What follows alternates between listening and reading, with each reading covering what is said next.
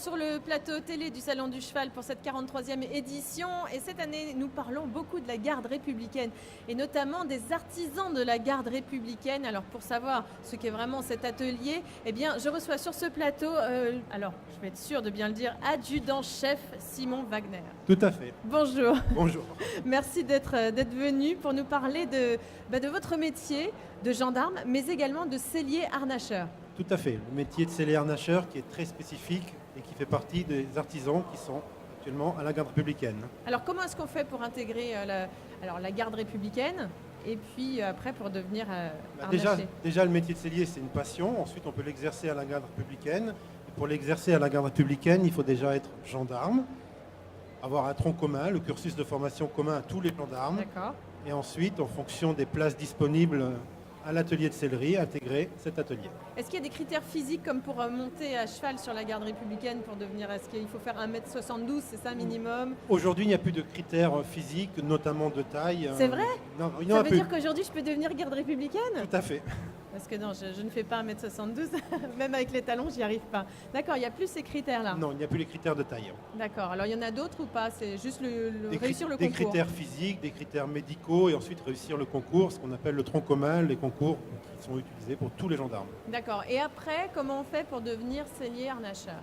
Alors, il faut déjà avoir la qualification qui aura été acquise dans le civil auprès des organismes de formation. D'accord. Donc il y a différentes fonctions et organismes qui forment au métier de sellier harnacheur.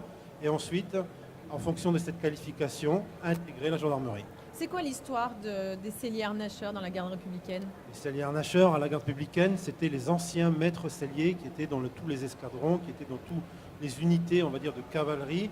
Ils avaient un secteur avec un maître sellier qui s'occupait de selliers propres pour les besoins de régiment.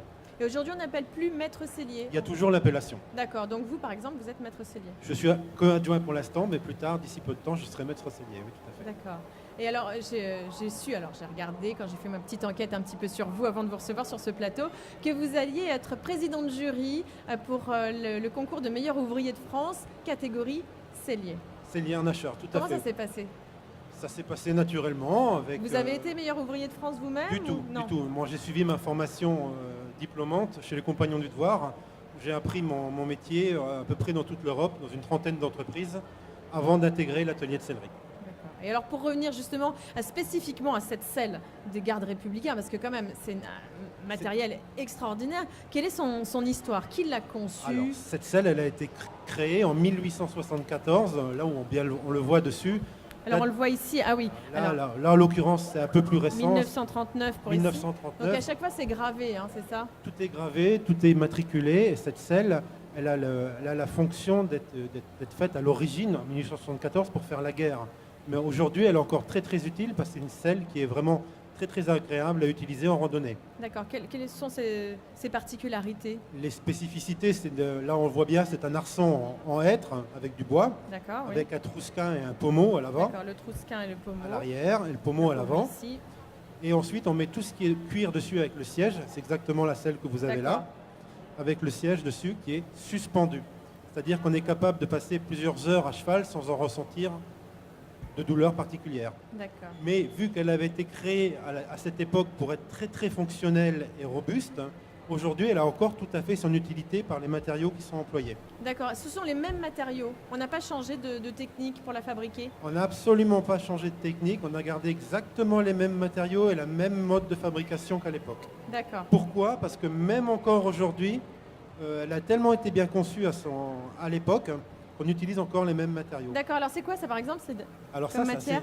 ça, c'est de la soie de porc blonde. D'accord. C'est le poil du porc qui est lavé, Mhm. qui est étuvé, ensuite on les cardé et on l'utilise pour rembourrer D'accord, ici. toute cette partie qui est à l'intérieur. Et pourquoi on l'utilise? Parce que avec ce matériau qui est spécifique, qui est du lin, qui est au-dessus, parce qu'à l'époque, on était capable de passer des gués à cheval ou passer des journées complètes sous la pluie.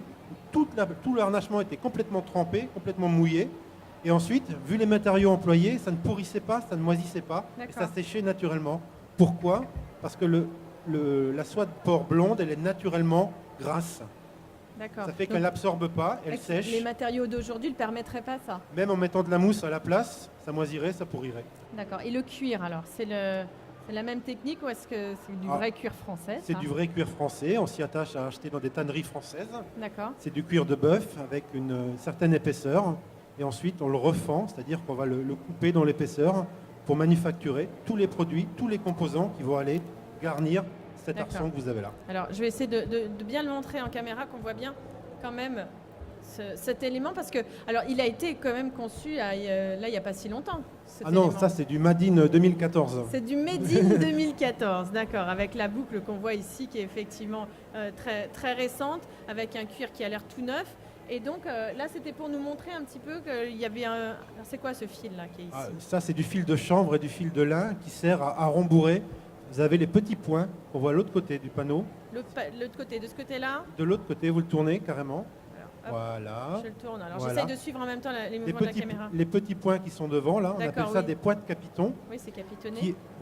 qui empêchent le crin de bouger d'un endroit à un autre de la matelassure. D'accord. Et donc, ça, c'est très spécifique à la selle de la garde républicaine. Tout à fait. Et c'est pourquoi on l'a mis et qu'elle est très très spécifique et qu'elle est adaptée à la morphologie de chaque animal. Parce qu'en fonction de l'anatomie de chaque animal, le crin va migrer plus ou moins à un endroit qu'à un autre. D'accord. Alors, c'est le grain qui migre ou c'est vous qui voyez, qui structurez, vous faites une selle sur mesure? Comment ça se passe? Non, il n'y a pas de sur-mesure. À l'époque, il y avait 3 types de selles. Celle de cavalerie légère, celle de cuirassé et celle de dragon. Là, on est actuellement sur des selles de grands modèles, on va dire plutôt de cuirassier. Donc, on n'a gardé qu'un seul modèle. À l'époque, il y en avait 3 différents, mais ça variait entre 3 et 5 cm de longueur. Il n'y a pas grand-chose comme différence. Tout ça, c'est vous qui le fabriquez. Ça, c'est le quartier, hein, grand quartier. Ça, c'est le quartier qui est utilisé sur le côté de la selle avec du cuir, Ouais. du cuir de bœuf. Je ne sais pas si ça rend quelque chose en caméra. On ira voir tout à l'heure hein, la selle qui est là-bas. Donc ça, c'est vous qui le découpez. On le découpe dans la peau et ensuite on le graine. On voit tous les petits points qui sont dessus. Oui, c'est effectivement. Alors, Donc, je ne sais pas si on peut zoomer ici en caméra pour justement essayer de regarder. Tous ces petits ici, points, on tous le ces voit petits bien points. sur la texture, Voilà, ça qui fait sont plein là. de petits pointillés et ça uniformise le cuir. C'est-à-dire que les moindres défauts, là on voit le parallèle des deux, Oui, c'est sûr. Là, ici, entre a un le cuir lisse qui est et un ici. cuir grainé, ça enlève les défauts. Alors ça, j'allais dire, finalement, on le voit sur n'importe quelle scène hein, qui est un peu grainée. Ça, c'est permet pas de- la particularité de... Ça permet d'enlever les griffures et les défauts. Oui. C'est un camouflage. Bah oui, parce que c'est quand même, on fait du sport hein, quand même à cheval. Hein. Voilà. C'est quand même un avant-tout utilitaire. Alors ici, juste devant nous, on a un tapis hein, qui est magnifique, splendide, qui est très grand, également très spécifique à la garde républicaine. On peut le voir hein, sur les défilés du 14 juillet. Hein.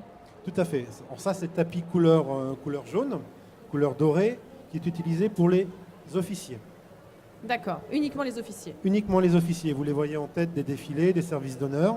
Et ensuite, vous avez le même, mais équipé rouge, D'accord, pour les sous-officiers. c'est pareil, sur la selle qu'on voit ici, qu'on ira voir dans un instant. Alors là, j'ai vu que vous aviez amené un fil, Un fil, une aiguille, une aiguille.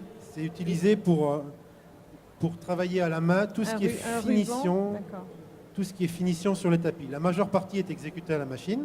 d'accord. Et ensuite, tout ce qui est parti du petit fronçage, c'est terminé à la main parce qu'on ne peut pas l'exécuter à la machine. D'accord. Donc ça, c'est à la main. Ça, c'est vous qui le faites. Ah ben, aussi, mais par un Vous travail n'êtes- manuel vous proprement n'êtes dit. pas tout seul. Combien Sans- est-ce que vous êtes dans l'équipe? On est 8 personnels à l'atelier. 8 personnes pour combien de fabrication par an? Comment Pour ça à se peu compte? près 650 selles d'armes, modèle 1814, 1874, et en tout et pour tout, ça fait entre 1300 et 1400 ornachements. Et vous montez à cheval? Oui, j'ai commencé par monter à cheval. Ah, vous ne montez plus? Je ne monte plus parce qu'on ne peut pas tout faire Ah correctement. d'accord. Voilà. Donc là, c'est le vrai sacrifice finalement. Non, parce que ça fait partie du travail. Savoir comment que le produit va avoir la finalité du produit, c'est quand même très utile. D'accord. Et quel conseil vous donneriez, parce que le Salon du Cheval a mis en place cette année justement cette mise en avant des métiers et de la filière équine. Qu'est-ce qu'on pourrait dire pour inciter tous ces jeunes à venir à la garde républicaine?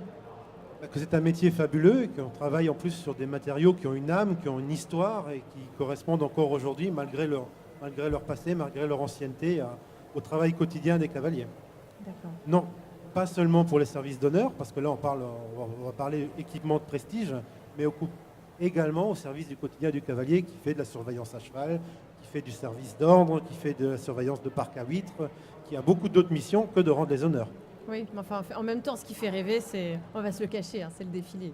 Ben oui, ça représente même pas 30% du travail. En plus, si vous dites qu'il n'y a plus de critères, enfin, qu'on n'est plus obligé de faire une taille minimum, Mais non, il y je a plus pense de que taille ça va minimum. peut-être attirer plusieurs spectateurs qui pourront d'ailleurs venir vous voir, hein, sur le stand. Ils pourront sans aucun problème venir sur le stand juste à côté. D'accord, et vous faites des démonstrations, et puis il y a des spectacles aussi, hein, avec, Des spectacles, qu'on tout à va fait, voir, tout au long du sur- salon. sur la Nuit du Notamment ce Cheval. soir pour la nuit du cheval. Pour la Nuit du Cheval, mais aussi sur d'autres animations, hein. Donc, si en tous les cas, si vous voulez tous les renseignements sur la garde républicaine, eh bien rendez-vous ici sur le stand de la garde républicaine, ministère de l'Intérieur. Je ne me trompe pas. Non, c'est pas c'est de la bien ça. défense, hein. Non, ça a changé. Ça a changé, donc c'est ministère de l'Intérieur. Vous verrez, hein, le stand n'est pas très loin de nous, moi je le vois juste d'ici. Et sinon, vous avez toute la programmation, tous les détails sur le site internet du Salon du Cheval. Merci beaucoup, adjudant-chef Simon Wagner. De rien, je Merci vous en prie. d'être venu pour nous présenter ces magnifiques éléments. À très bientôt. Très bientôt. Et nous, on se retrouve très vite pour une nouvelle émission.